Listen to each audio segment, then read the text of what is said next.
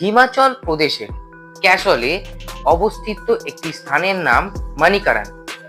অনেক যুগ আগে এই স্থানে মহাদেব ও পার্বতী তপস্যা করছিলেন।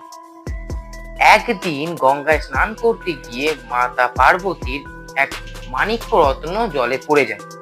সেটা খুঁজে না পেয়ে তিনি তো ব্যাকুল হয়ে ওঠেন। সেই জলের তলায় থাকা শেষনাগ সেই মণিটি পেয়ে নিজের কাছে রেখে দেয়।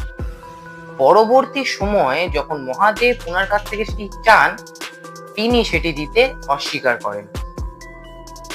মহাদেব ক্রোধে তাণ্ডব শুরু করেন এবং ওনার তৃতীয় নয়নও খুলে দেন।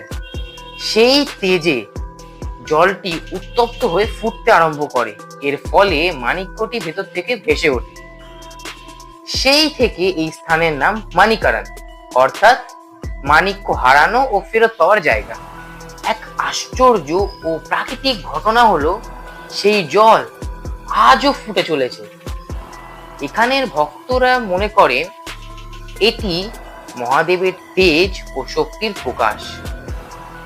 এর পাশেই রয়েছে এক সুন্দর গুরুদুয়ার। শোনা যায় এখানে বহু বছর গুরু নানক তপস্যা করেছেন।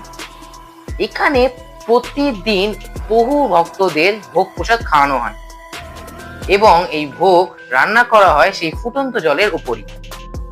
আবার এই ফুটন্ত জল ঠান্ডা জলের সাথে মিশিয়ে স্নান করলে বহু দিনের শরীরের ব্যথা বেদনা নাশ করে।